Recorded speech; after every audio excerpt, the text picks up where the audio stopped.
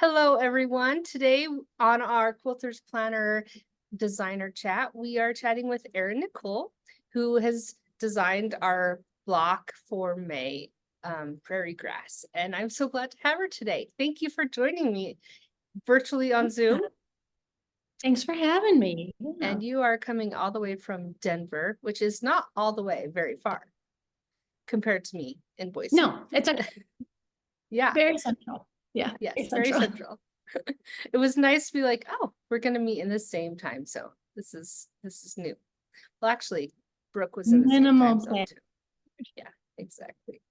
But yeah, I'm excited to talk all things quilters planner and quilting and piecing today and to hear some of your tips about the block. So I guess let's just dive right into the block itself. So in the planner, we have the lovely instructions about how to put together this seemingly very complicated block, but it's actually not that complicated. So talk us through how you were inspired by this block and how it kind of came to be. And I can show you the versions I have here. So this is the month, and I'm going to tilt my camera up a little bit. This is the month we make two. So we did Brooke's version of the headwind for the other two corners, and then your block is going to be the other opposite corners. Yes, in the two colorways. Yeah. I actually had to started designing this block, I want to say several years ago. I've always loved, I think it's the palm leaf or Hosanna quilt block, a very traditional like foundation paper pieced block. And there was something in my head that said like there's got to be a way. There's got to be a way to piece this without foundation paper piecing. Yeah. So I started pulling over it a long time ago.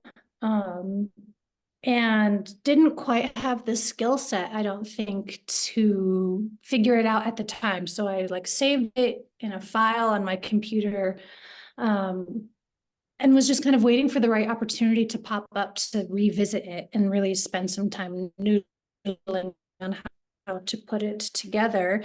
And then this opportunity to create this kind of directional quilt block for this collaboration came up, and I thought, this is perfect. There's one, there's a couple of different ways to orient it, but there's a clear like directionality to the block, which I loved. And so we just sat down and said, we're figuring it out. And I think I had a couple test blocks that I needed to play with a little bit, but eventually figured out how to do it. I guess it's traditional piecing because it's not FPP, but there are some kind of like fun and funky steps to putting this together that hopefully people just have fun trying it out for the first time, right? We're looking to experiment and try new things, and build new block is perfect for that.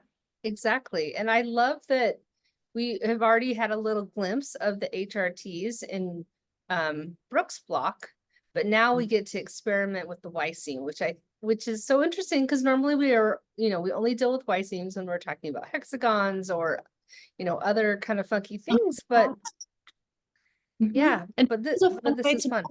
Skill in. And so there are two of them, one right here and one right here, the Y seams. And they're fun. That's what I think. I think they're fun because they're not something that I had tried before. They're not something, the particular piecing method described for this block is not something that I had seen before. So let's just have fun and try something new. Exactly. And the great thing is like, there's 4 chances to practice at it, right? So by the time you're done, if you feel like, hey, I could make a whole quilt with just this block, which is really part of my excitement about this, all the blocks in the sampler is that you could easily make a whole quilt with every single design. You really could. They're all beautiful. They're all beautiful. Yeah, they are. And can you imagine just having a whole array of these prairie grass? Yes, with some like nice bit of space in between too, to kind of like help with the directionality and movement of the quilt.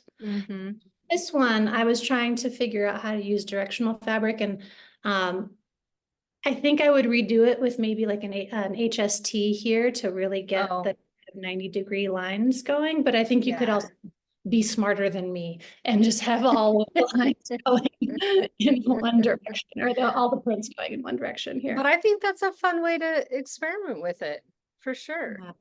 Yeah, Yeah, just like an extra 2 minutes trying to figure out how you want your prints to run. If you use prints or if you're scared of them, it's just one block, and right. have fun with those. Yeah, absolutely. What is one of your tips for getting really good points? Because I feel like there's a lot of blocks, whether they're tricky or not, where you really, you really want to have good points in your quilt making. What's something that you use a lot to achieve that? I have a seam guide on my machine that I just leave in place. So I've spent a lot of time figuring out and by seam guide, I mean like 3 or 5 layers of tape built up right in front of my foot. And so I know that if I place the fabric right up against the seam line, that'll be a perfect 1/4 inch. If I leave just like 1 or 2 threads of space With between the fabric and the seam guide, then that's going to be my scant 1/4 inch. And so I'm closing my eyes because I'm imagining it as I feed my piecing through my machine. I leave my finger right on top of the seam guide and the fabric so I can feel how Yeah, butted those two are. And then I can manipulate and maneuver the fabric as it feeds through. So I love that. I love that for any sharp points on any block, honestly. mhm, Um, and that serves you pretty well for making HRTs too, like you need in this block. right, right. And I also feel that once you have a really good point, it's easier to match up the other mirror image of it, or Mhm. whichever other point you're trying to match it up to, Yeah. and pin it well. Mhm. And speaking of matching up those points, are you, and it's always, I ask this question to almost every designer that I chat with, are you a seams press open or to the side, or does it depend? It definitely depends. I prioritize nesting seams above all else because it helps with that accuracy. It helps with Mhm. sharp. So I'll cheat a little bit on the seam allowance if it means that I can have nesting seams. Right. Uh, but if it's like a curve that really needs to lay flat or is getting to be too bulky of a seam intersection, I'll press open. Yeah. So I guess it depends with a heavy bias towards nesting. That's great. That's great. Show us your backside of your block and let's see, did you press open? What did I do? I'm wondering if it's different. Oh my gosh, it's different on both of these. So Hey, that's okay. It's part of the experimentation process. yes, So great. Yes. yeah, Pressing open, and what's the this one's background to the sides? pressed open here because of this bulky intersection. Mm-hmm. And then the HRTs and then the kind of more straightforward straight seams are pressed to the side. But See, and then mine on are pressed to the side towards the color. So that's ah, when, and I have to say my tester Shelly, who sewed the blocks together, this is how she chose to do it, but I also tend to do the same thing. uh-huh. You press to the dark side. Yeah, So and if your background's light, you wouldn't press towards the light. yeah. So And this one I've got dark here that needed to yep. get up from this light green. On this one, I pressed open everywhere. Oh, see? Oh, open here on the HRTs and then just to the side here on Right. these seams. Right. Yeah. And you know what? I think it gives you just a little bit of different texture depending on what you're really going for, right? Like if you press to one side, you get that kind of raised 3-dimensional look Mhm. on your piecing. But if you want it to really lay flat, then the open can help you achieve that too. So I guess that's where I lean toward it depends. It Yeah. depends on what you're trying to achieve. So I will say, yeah. I actually do really love, oh, my computer's talking to me. I do love this intersection in the block. If you have pressed these open and then Mm-hmm. horizontal. look how tidy it can line up with the thread and the little notch point. I know, it's beautiful. Nobody was ever going to see this once it gets No, into a project, but you know it's there. you know, and you can be so proud that Say, everything just lines up. look at that sharp point. Yes. So fun, so fun. This is where my like geometry loving brain as a quilter just gets such a hit. See, I loved algebra and trig. And could not stand geometry. Oh, really? See, I was opposite way. Like I definitely took on the whole geometry aspect, but the other stuff was hard. I think what I remember about disliking geometry was proofs. And I didn't understand like how are we supposed to know what the rule is? All of a sudden, I'm just expected to have this repository of information about proofs and rules in my head that I can do this thing in front of me. And I think I missed the lesson where we learned what all of them were. Oh, yeah. I mean, I think math can just be so complicated that one little thing can make a difference for understanding such a huge aspect of it. So much so Yeah. to the point that when I loved math in high school and thought I would be more of a STEM major when I went to college. And I struggled so much in geometry in high school and calculus in college that I became an English major.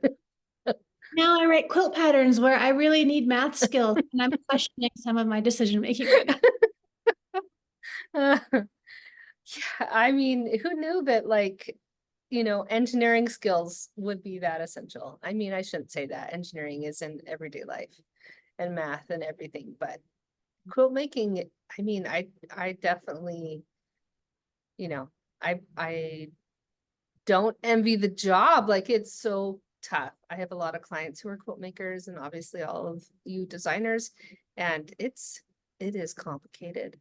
And I leave it to the experts for sure. There's a lot of trial and error. I have a lot of spare blocks laying around because I had to figure out the math over and over again. Yeah.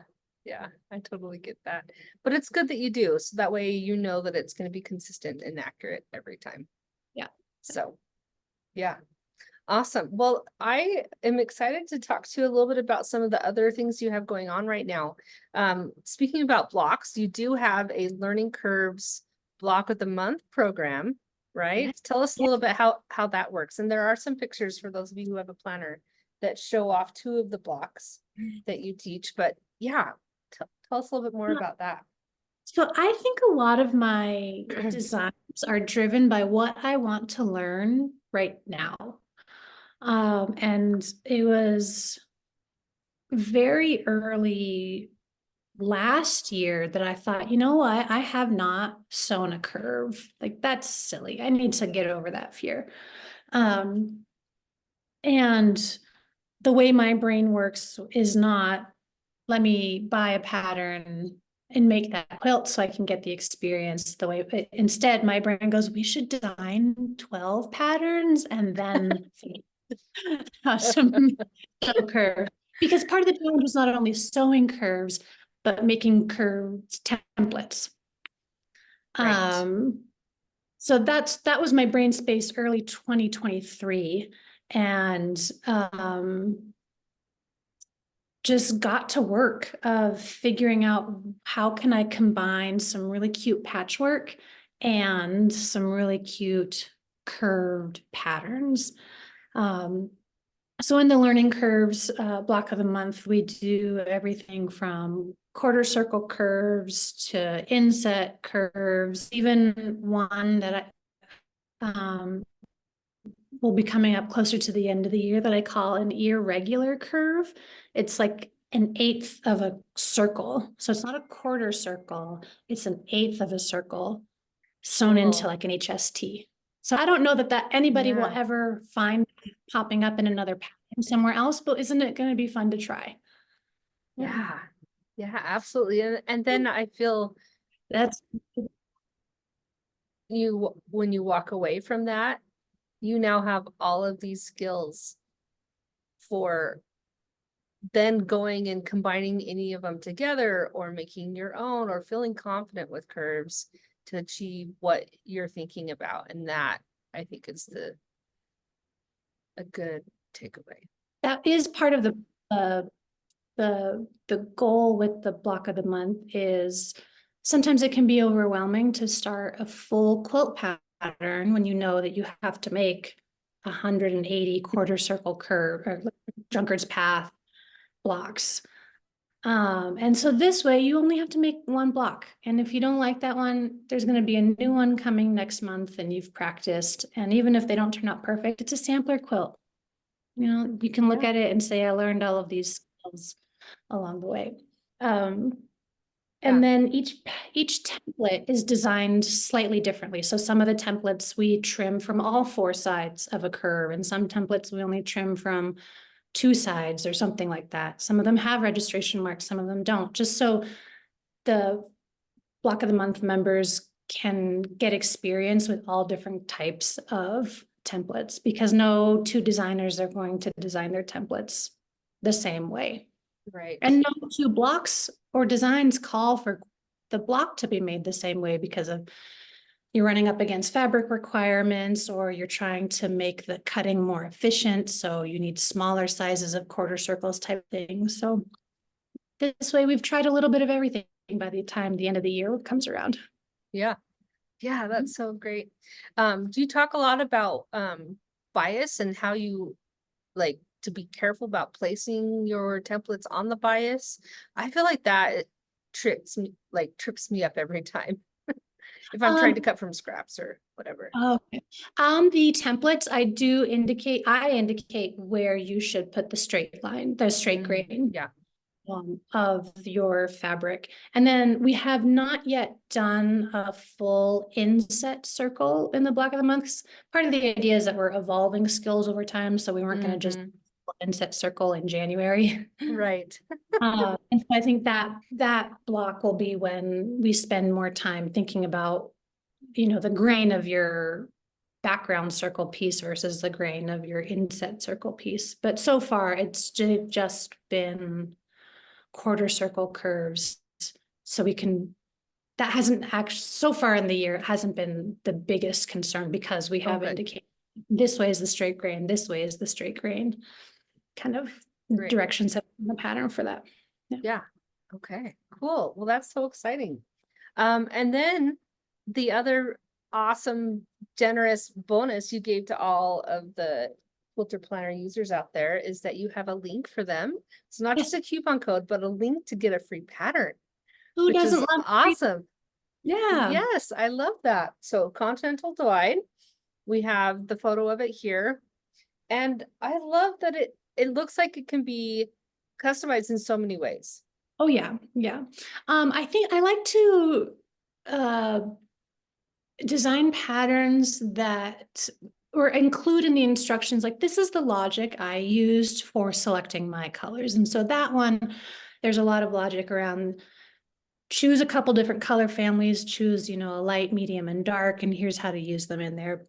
But I also mocked up on my own just some like, these are the fabrics I like, what do they look like together? And it just gets fun and funky. It's really a colorful option to play around. And the piecing is kind of straightforward because I want it to be an easy, quick, fast quilt. Yeah.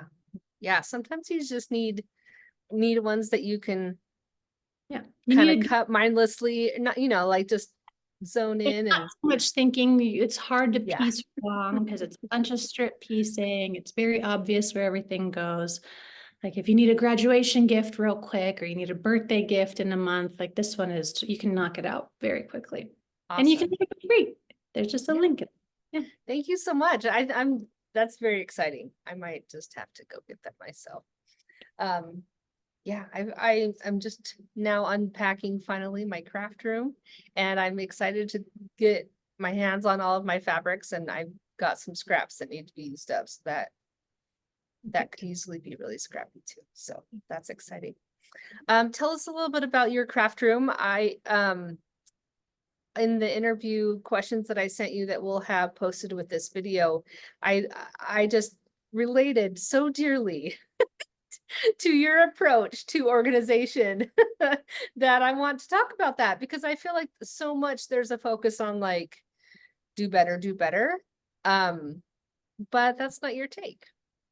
No, no, I think probably because, you know, my sewing room in the basement is the only room in the house that's completely my own. And I have just come to accept the fact that I am a messy individual. I don't enjoy cleaning. I don't necessarily even enjoy being in a clean space. Like, I don't get that sense of joy from, oh, I've just cleaned, now everything's perfect, that a lot of other people do. So I've had to let go of the expectation that my sewing room is always clean and photogenic at any point. So I've just given myself permission to let it be messy. And it's a perfect reflection of what's going on inside my head. I love And that. I love that so much. I don't feel any guilt about it. That's nice. Like I feel kind of guilty when my living room is messy because I'm not the only one that lives in the house and has to put up with it. But I don't feel guilt when my sewing room is messy. It's just what it is, and it's how my brain wants to create all of this beautiful stuff. Yeah. Yeah. And the focus I love so much that the focus is on just making, right? Just creating something, and don't get so hung up on do you have everything in the right place. I get overwhelmed, I think, easily on the little details like that. And I just have to remember, it's okay. Just pull out what you need. It's okay.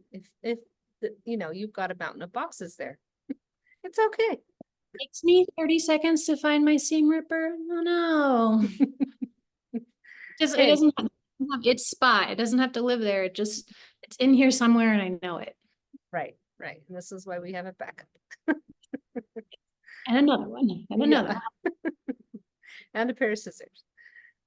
Yes, no, that was very very heartening to be reminded of that. And um I think as we go into summer, when things are just gonna get busier and busier with our family or our work or our social engagements, like it's gonna be really easy to be like, I just don't have time today, right? Or I don't have time this week or this month um to create and make something. But I guess just personally, I realized recently, like my cup is fuller when I take a little bit of time to make something for myself or to create something, and then I have more that I can fill other people's cups with, and that's okay. There's room for that. Yeah, I've been saying a lot on Instagram recently that life is just really full right now. So um I have a pattern release coming out May 31st. I was originally hoping to put this pattern out as a Valentine's Day pattern. And it's taken this long. And I just have to keep saying life is really full. I can't We're grateful that it's full. I don't Yeah. want to put some of these other things on hold to stop and create. So they're all just going to happen together and we're going to prioritize the things we want to prioritize. And cleaning my sewing room is not one of those things I'm Right. prioritizing. Yes. Well, let's talk about that. This is full carts. Just full cards. Yes. Lovely.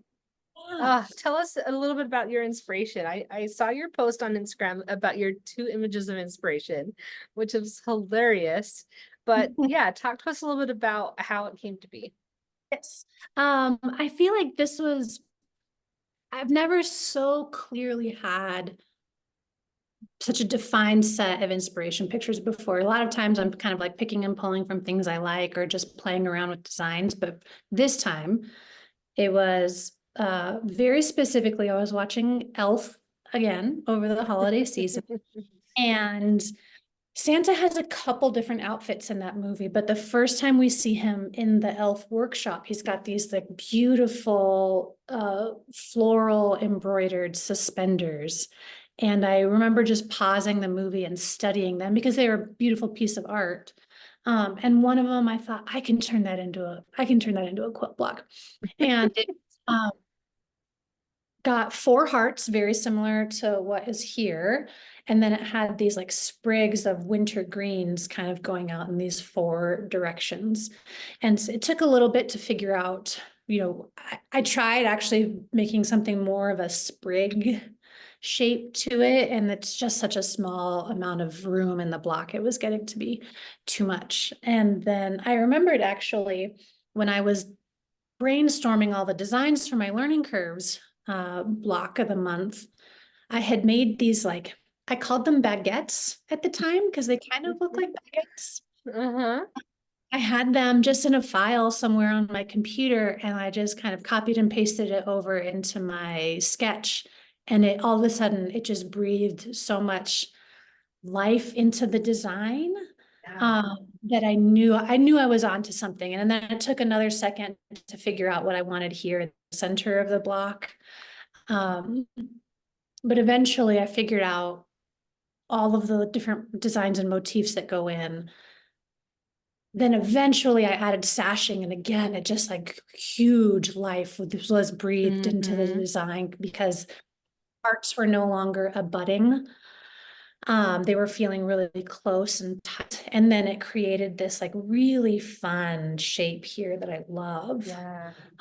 So create kind of like curve shape here Yes. by inserting just a bit of sashing, and that curve shape occurring over again too. Every time those kind of come together. So Yeah. it was the block from Elf. And I knew I didn't want to release a holiday pattern because it was December at this point, and I didn't want to wait until next December. So I knew I needed to change up the colors, and I had a picture of the papel picados, the like Mexican paper Mm-hmm. punched from a vacation I had gone on, and it was just this really clear blue sky and all these bright colors kind of hanging in front of it. And it clicked, like those are the colors I want. That's the like it's moving in like a summer breeze on a nice cool day. And then it all just came together. I It's love that that. easy. It's that. It's not easy, but you've clearly put so much thought into it. And I love the color placement. When you see the full photo of it, you can see how it just color radiates through the whole color wheel. But the little pops of color in the cornerstones are so fun. So fun. Right? Aren't they?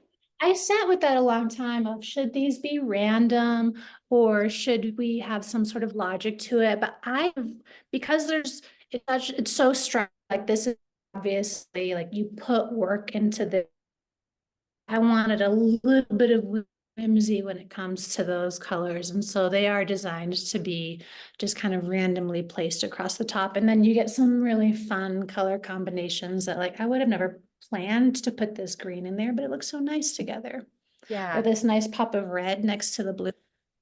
Yeah. Yeah. And they're like Mhm. fun little surprises. You don't really see that immediately when you see the whole quilt, but then when you're zooming in. Yeah. And when you stop and look. And then it's not part of the pattern, but I was really happy with this. I had extra fabric, so I did this scrappy, stripy Striped. binding. Yes. That's so fun. Great. Yeah. And show us what you chose for the back. It is called Oh, glamping. awesome. Yes. Oh, that's fun. Oh my gosh, a funny story about this. This was actually supposed to be the backing for my learning curves, like first sample Oh. quilt. Mm-hmm.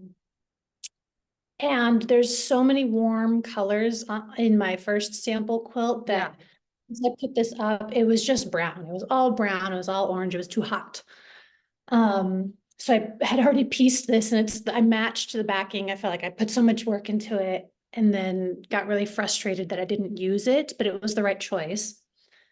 When I went to pack this quilt up to take to the long armor, it was my first time that I had purchased wide back, and I purchased overage. So I Yep. purchased the exact amount and was so frustrated, like, a wasted piece of fabric. What am I going to do? I have to leave right now to go take the quilt to her.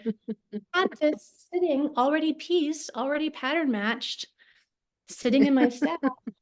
And it was perfect because the front is so much more cool Yeah. with just these pops of bright colors. And now these are pops of bright colors on a warm background.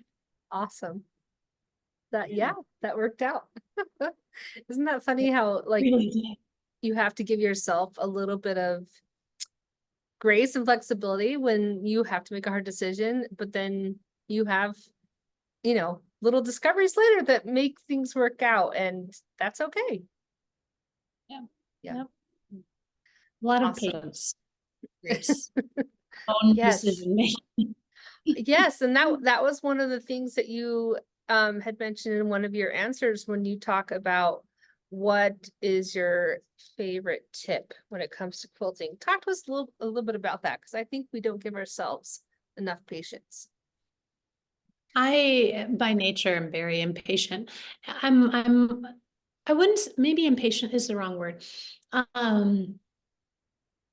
I have my first immediate idea, and I very rarely stop to reflect to see if that's the right one. So I've had to learn because sometimes I immediately have an idea of what I want this block to look like, and or what I want this pattern to look like. So I run off and I invest a bunch of time in writing the pattern or making the block, and all of a sudden I don't like it. And that feels like a frustrating waste of time. Like if I had just been more patient and spent 5 minutes reflecting, I might have reached where I am sooner. But that's not me. Like I'm not going to change my behavior overnight. So what do I do with those feelings of I should have been more patient? I've had to accept that that's just part of my discovery process. I have to invest these times of energy and output because I learned something from that, even if the outcome isn't exactly what I want. I've learned from it and I've discovered something new. Like I spent a lot of time designing this block, didn't use it till way later. I spent a lot of time piecing this backing, didn't use it till later. So it's not just that I need patience up front with my like quilting and design journey. It's that I need patience along the way. So patient with past me for having invested a bunch of time and energy into an idea. So when we're talking about actually improving our quilting skills, we should have similar patience as we're sending fabric through the machine. You know, if we slow down, our piecing accuracy will improve. If we have patience with our previous decisions about the fabrics we've chosen, maybe we've intuitively bought a bunch of stuff and now we have to step back and just kind of let our background process figure out what to do with all of that. Like don't get frustrated that you continue to build up this fabric stash. Let that process have some patience about your previous decisions, and then all of a sudden you've decided what you want to do with all of the fabrics and colors in your quilts, things like that. So I think patience is a very underrated skill in quilting because it's hard to measure. It's hard to write into a quilt pattern. I can't say, be patient in this step. Set this down and go walk away for a day and come back. We've all experienced that, right? We all Yeah. know I've sewn this seam wrong 3 times. I'm not going to sew it right the 4th time. So I just walk away and come back. And I think we get frustrated that I have to walk away, when I think that that is part of our learning process of like going through all of that frustration and experiencing. There's a level of growth to understanding we need to walk away now. So patience in your piecing and patience with yourself as you realize some of these like frustrating experiences in quilting are actually part of our learning process. Yeah, absolutely. Yeah. I think I get really frustrated sometimes that I am not faster, right? Like faster at piecing. I want to get this quilt top done. I want to have a quilt like at the end stage, but I'm still in the cutting stage, you know? And just remembering that every stage is enjoyable, and just to enjoy that while you're working on it. So yeah. And social media has us convinced that you make quilts overnight. I've tried to be very upfront with everybody who's invested in this pattern. Like, sorry, I actually haven't sewed in 3 weeks. So pattern's going to come when the pattern comes. Yeah. And hopefully people can learn learn something from that, right? We don't produce constantly, regularly all the time. Yeah. Yeah. We consume constantly, but we have to remember that it is not equal. That Yeah. is not the same thing. Percent not equal. We consume a lot, but the production is hard. Yeah. Right, right, exactly. All right, well, let's talk a little bit about the planner itself and what you are enjoying it right now and you finding yourself using. And first off, tell us which cover you picked. Is this one. Oh, yes, the etched floral in mauve. Mhm. Lovely. Who doesn't love a good floral? Yes, exactly. Yeah, we had that floral design a couple years ago and then had discontinued it. And I was like, you know what? We're gonna bring that back. I really love that floral. Yeah. So yeah, and again, everyone has seen before. I just love my little aqua orange peel, my intersecting circles. But now, are you a Sunday start or a Monday start of the week, gal? I believe I'm a Monday start, yes. Great. Sunday start sounds too European somehow. It You doesn't know, be a weekend. that's so funny. We have found in our store data that most international customers choose the Monday start. And Oh, it's the US customers that are majorly picking the Sunday start. Isn't that funny? it's funny. Cause I want Yeah. my weekend, it's a weekend. Yeah, yeah, yeah. Interesting. And see, I'm personally a Sunday start, but I kind of am thinking I might have to make like one custom for myself where I have the week as a Monday start, but the monthly calendar is a Sunday start. That's just Huh. kind of how I like to look at that, but that might confuse me to have different like week Yeah. dates from one spread to the next. But anyway, and show us like give us a sample spread of which weekly layout you chose and how you love it. Okay, so you have the horizontal without the time slots. How are you enjoying that? Good. I think, like I said, I'm very messy. I'm like, I have a very messy physical space. So to balance that out, I feel like I need to have a clean mental space. And that means I just need a place to like dump all of my ideas. So the Mhm. more structure there is in my planner, the harder it is for me to just like get information out. So I tend to like, this is just my day. Here's something I have to do. And it lives here, so it no longer lives here and it's not Right. cluttering. It's not Yeah, cluttering up my somehow. yeah, Yeah. yeah, Mhm. absolutely. Yep, So I tend, I go tend ahead. to like less structure in my planner because I just want to be able to write and write and write however the information is flowing out. Right. Yeah. So I have the hourly vertical because I really Mhm. love the extra things, the bits and bobs around the sides. But I do tend to not use the hours sometimes and just turn it into like a straight old big long to-do list. Like if I need to just mind dump so that my mind is a little bit clearer and not stressed, that's how I'll do it. So yeah, it's interesting how I just love that it can like if I do want to be a little bit more structured, I have the ability to do that. But I guess each of the variations allows you to do that. Like if you're a dot grid gal and you want to really structure it, there's that flexibility. Yeah. So I tend to write like big deadlines and things in the monthly view, mhm, and then the smaller to-do lists kind of in the weekly view. mhm. Uh, that way I don't have to restart the to-do list too often, because if I didn't do it at like 10 a.m. on a Tuesday, all of a sudden, do I move it down to 2 p.m. or do I bump it over to a different day? This way I can just say, this is the stuff I have to get done this week. Right. And whole view in front of me. Yeah. Yeah, that's great.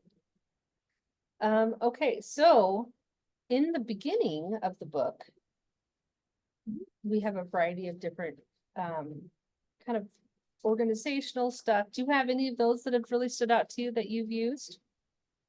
You know what I actually have used is the it's in the back. Was it the project planner?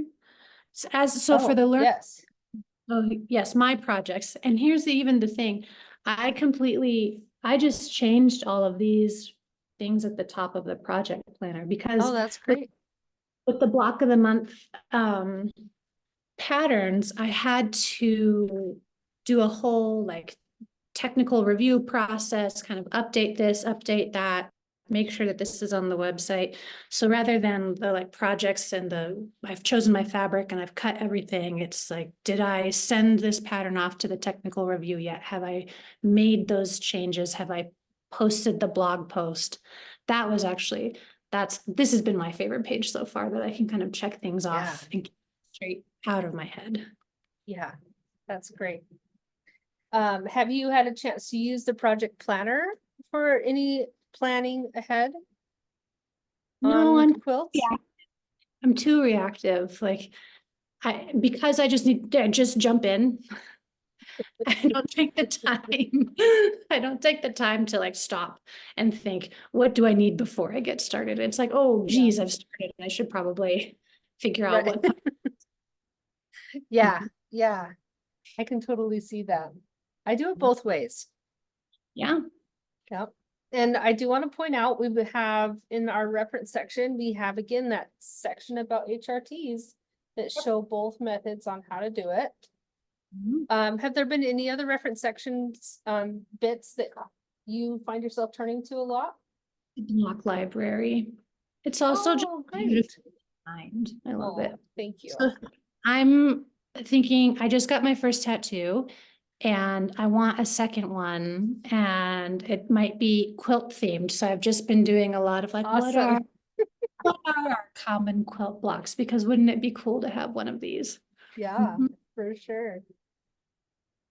Like a Great. flying goose, Mm-hmm. flying Dutchman, the like four Mm-hmm. flying. So that would be so Yeah, pretty. yeah. I find myself using the yardage planner a lot when I'm trying to figure out how to cut my backing out or strips. I personally love that. So that's why I wanted to add make sure that I had two full tape, two full options. Um, because I write so many patterns, I was about to say that's not true. Because I have a lot of patterns that use just kind of scrap amounts of fabric. Sometimes I just quickly have like throw in a fat eighth or a fat quarter. I'm constantly like, a fat quarter is 18 by no, okay, right, it's there, it's there. Is that gonna be big enough? I Yeah, think so. yeah. Yeah, that's great. Awesome. Well, I'm not sure what else we need to chat about. I mean, I really love all of your thoughts on giving ourselves grace and patience and working through your lovely grass block. Do you have any other thoughts that have come to you about tips or how to be organized throughout the year with the planner that you want to share? We'll stay organized throughout the year. I don't know that I stay organized throughout the year so much as just appreciate that I've got one place to put everything, right?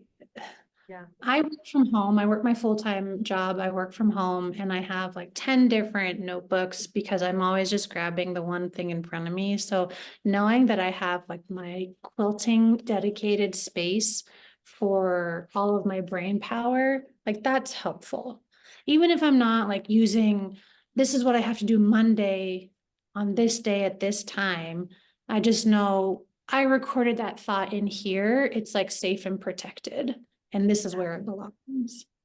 Oh, that's so wonderful. Mm. Thank you. I'm Yeah. so glad that the planner is working out for you, and I appreciate you sharing your stuff on Instagram, and I look forward to seeing how it continues to work. Yeah, So- thanks for coming along. Okay. All right, well, have a wonderful day, Erin, You too. and appreciate you coming. Yeah,